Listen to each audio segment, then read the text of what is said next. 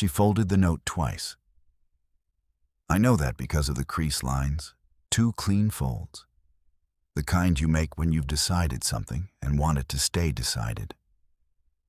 She put it inside my wallet, between the cards, where I'd have to look for something before I found it. I almost didn't find it at all. The wallet was returned on a Tuesday. The note was dated Saturday. She waited 3 days. My name is Daniel Reyes. I'm 34. I do logistics coordination for a mid-sized freight company, which means I spend most of my professional life on the phone explaining to people why their things are not where their things were supposed to be. I'm decent at it. I'm also, according to my friend Marcus, aggressively unbothered about most things, which is either a character strength or a personality void, and he has not decided which. I take that as a compliment. Marcus takes most things as an opportunity to be concerned about me. I mention this because losing my wallet should have been a medium emergency. It had my cards, my ID, $40 in cash, and a loyalty stamp card for a sandwich shop that I was 2 stamps away from completing. That last one genuinely bothered me more than it should have.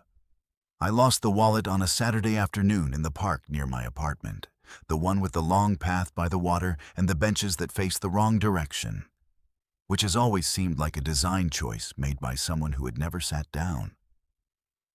I was there for a run. I am not a person who runs for enjoyment. I run because my doctor used the phrase cardiovascular foundation in a tone that suggested it was not optional.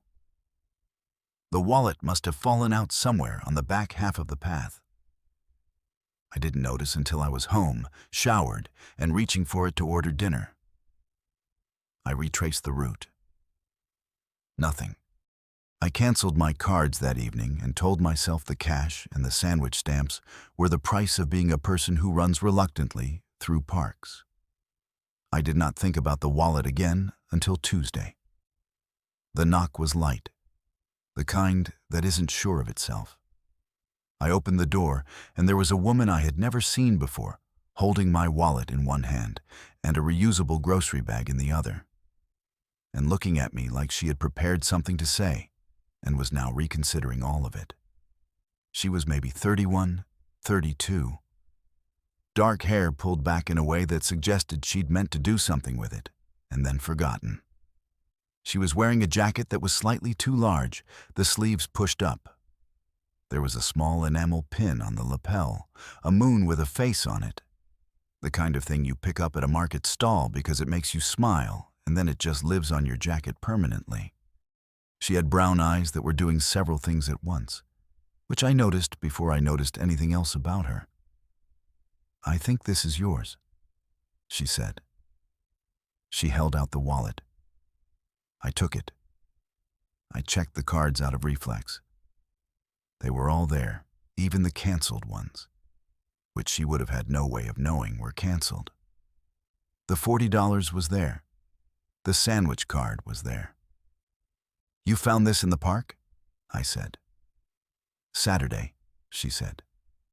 "I looked for your name on the ID, and then I looked you up. You're in the building directory. I'm 2 floors up." She said it very efficiently, like she'd rehearsed the practical explanation to have something to stand behind. I said, "Thank you. Seriously. I'd already canceled everything, but..." "There's a note," she said. "Inside, between the cards." She looked at the grocery bag. "I was going to give it to you sooner, but it doesn't matter. You don't have to read it." A pause. "Or you can. It's fine either way." Then she handed me the grocery bag, which turned out to contain a paper sleeve from the sandwich shop near the park, and said, "I also got your stamps." The card looked close. And before I could say anything, she said good night and walked back to the elevator. I have poor survival instincts around women who do things like that. I found the note the way she said, between the cards, folded twice. I unfolded it at the kitchen counter. was written on the back of a receipt, in handwriting that was neat on the first line and slightly hurried by the fourth, the way handwriting gets when the writer is committed now and trying not to stop and think. I saw you running on Saturday. I was on the bench by the willow tree, the one that faces the wrong direction, if you've ever noticed that. You dropped your wallet near the second lamppost. I meant to call out, but you'd already rounded the corner. I've been carrying this since then, trying to figure out the least strange way to return it. I'm in 6C. My name is Nora. I don't usually do things like this, but I've seen you running before, always the same path, always looking like you'd rather be doing literally anything else. It made me smile. So I waited 3 days hoping you'd call. You didn't call. So here I am. N. I read it twice. Then I set it on the counter next to the grocery bag. Then I read it a third time, which is not how I normally handle pieces of paper. She had seen me looking like I'd rather be doing anything else. She had found that smile worthy. She had waited 3 days for a call she didn't know was coming from a phone number she had not given me. And then she had decided that was an unreasonable expectation and taken matters into her own hands. The note had the energy of a woman who had written it, regretted it slightly, decided to do it anyway, and then committed. I thought about the folded creases.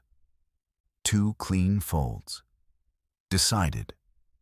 I stood in my kitchen for longer than was necessary, and then I did what any reasonable person would do. I made dinner. I ate. I watched the first 20 minutes of something I don't remember. I went to sleep. In the morning, I thought about the moon pin on her jacket. The week did not get less strange. I ran the same path Wednesday morning, not because I had changed my opinion of running, but because I had apparently developed opinions about which path to run. And when I came around the turn near the second lamppost, I slowed down without meaning to. The bench by the willow tree was empty. I noted this and felt something that I catalogued as relief, and then recatalogued as I am lying to myself. Marcus asked me on Thursday why I seemed distracted. I told him I'd found my wallet. He said, "That's great. How does finding your wallet make you distracted?" I told him it was a long story. He said, "You never have long stories. That's the whole thing about you." I told him I was developing one. He looked at me like I had announced a career change. I ran into Nora in the elevator on Friday. She was holding a canvas tote with architectural sketches sticking out the top and looking at her phone with the focused expression of someone reading an email they're deciding how to feel about. She looked up when I got in. For one moment, she looked like a woman whose mouth had recently betrayed classified information and who was now assessing the damage. I said, "Hi." She said, "Hi." The elevator started moving. I said, "The sandwich was very good."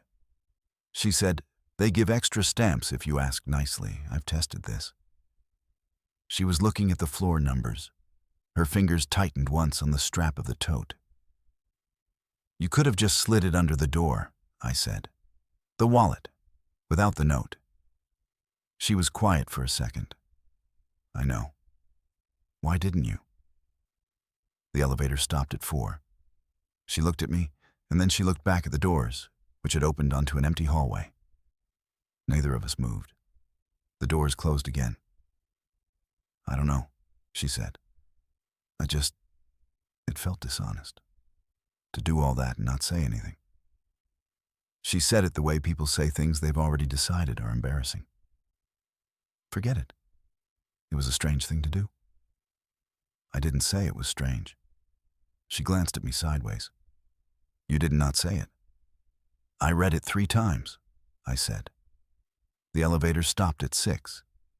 She stepped out, then turned around and looked at me. And I had the specific impression of a person who was deciding very quickly whether to say the next thing. "I'm usually home Sunday evenings," she said. If you ever wanted to return the favor and do something pointless. A pause. There's a park nearby, apparently. She walked down the hall before I could answer. That, I would later learn, was very much her method. Sunday, I knocked on 6C at 7 in the evening. She opened the door already wearing her jacket, moonpin in place, which meant she'd either just come in or she'd been ready. I was going to ask which, and then I decided I didn't need to know. We walked the path. She walked faster than I expected. She knew which bench faced the wrong direction and sat down on it anyway, because she said wrong direction just meant you saw what everyone else was ignoring. The water was behind us. The rest of the park was in front of us, and all the other benches were facing the other way. How long have you been in the building? I asked. 2 years. You? Almost 3. She looked at me. And we've never once. Different schedules, I said. She nodded. Or we've both been very committed to not making eye contact in the lobby. I laughed, and she smiled at the path ahead.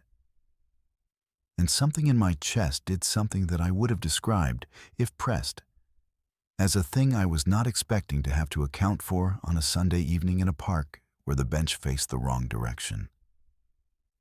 I blamed the running. That is not the comforting version of events. It is accurate. We stayed for an hour.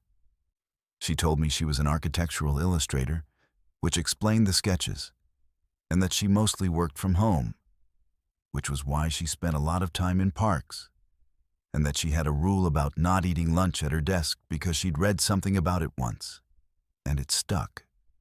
I told her about logistics.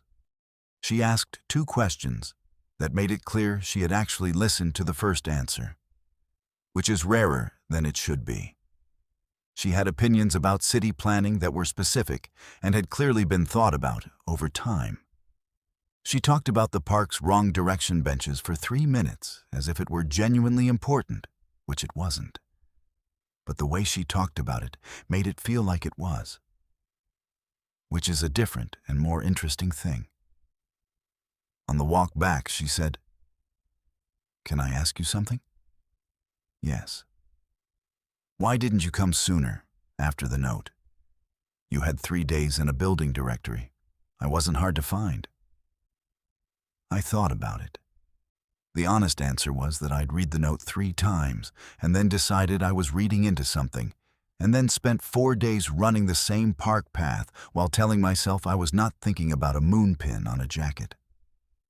I said, I wasn't sure if I'd imagined what it meant. She was quiet. We were back at the building entrance. She was looking at the door instead of me, in the way she had, which I was learning meant she was deciding something. "You didn't imagine it," she said, quietly. Just that.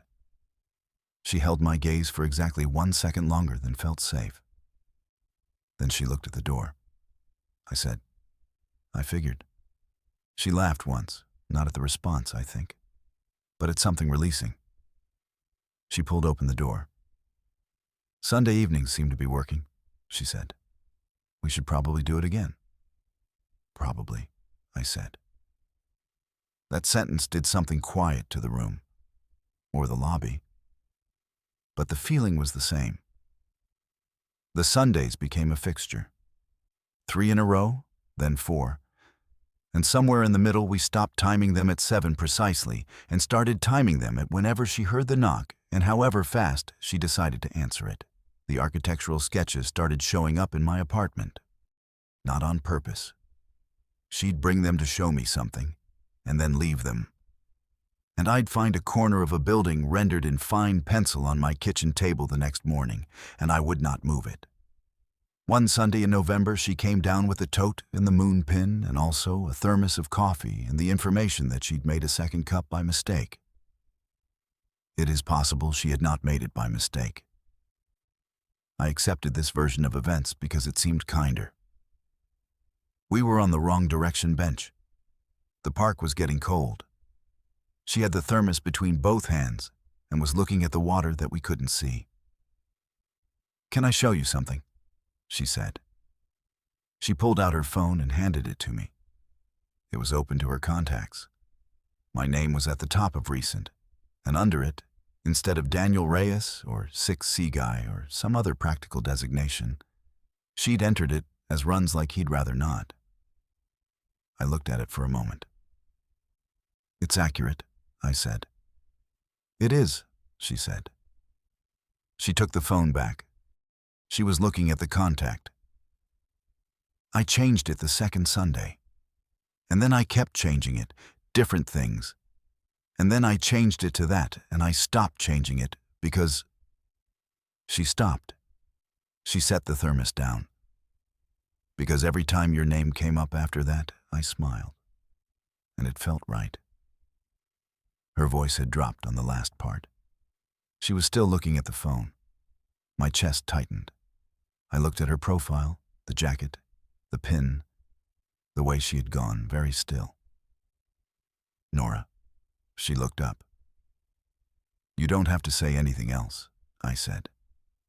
"We can finish the coffee and walk back and not make this complicated." She looked at me.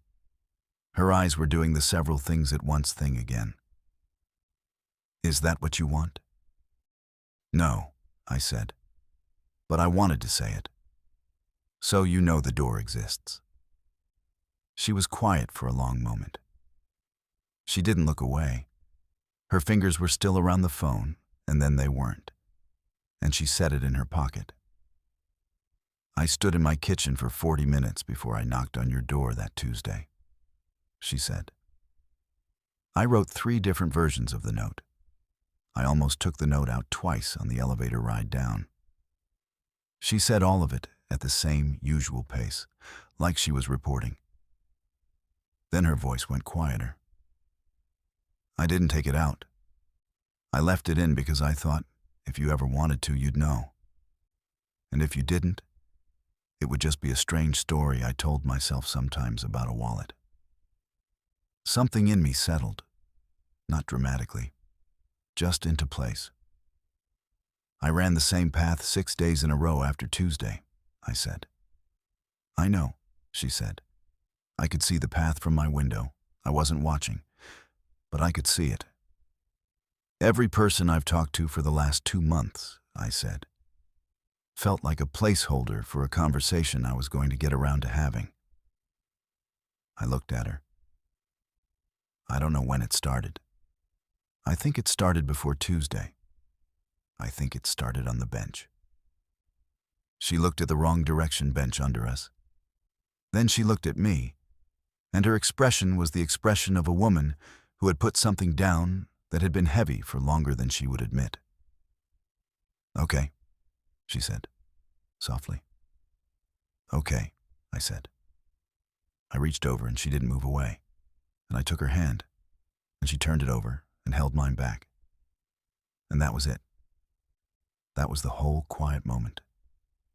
Nothing remarkable to look at from the outside, just 2 people on a bench facing the wrong direction. Then her phone buzzed in her pocket, and she looked at it and made a face. "My sister," she said. "She wants to know if I'm coming to her thing on Saturday." She typed something. "She's going to ask about you now. She does this. I apologize in advance for my sister." "What did you tell her?" Nora looked at the phone and then at me, and she smiled. Full. The kind she didn't hand out without reason. I told her I was in the park and I'd call her later. She put the phone away. We finished the coffee. The park got darker. Neither of us moved. 3 months later, her architectural sketches were no longer leaving my apartment because she had stopped pretending they'd come by accident. She had a system for her work that involved a specific lamp in the corner of my living room and a particular angle of afternoon light that she said was better than her own, which I suspected was not entirely about the lamp. I did not raise this. My domestic habits were becoming suspicious, and I was at peace with that. A year after the park in November, we went back to the same bench on a Sunday evening, and she brought the thermos, and the moonpin had developed a friend on the lapel, a small enamel sun, which she'd picked up at a market in the spring. We sat facing the wrong direction, the water behind us, and she leaned into my shoulder the way she'd started doing. That felt like it had always been the default. 2 years later, when her sister asked how it started, as she continued to ask, at every available occasion, Nora said, "He lost his wallet and I gave it back and I left a note, and he took forever to do anything about it." Which is accurate, technically. I always said, she waited 3 days and then she came anyway. That told me everything I needed to know. Both versions are true. The difference is just the angle of the bench. Nothing about us had been new exactly. It had just stopped hiding. What would you have done if you found a wallet with a note from a stranger who'd been quietly watching for you? And have you ever waited for someone to realize something and had to decide whether to wait a little longer or just go knock? Tell me your story in the comments. If you like this one, leave a like, subscribe, and I'll see you in the next one.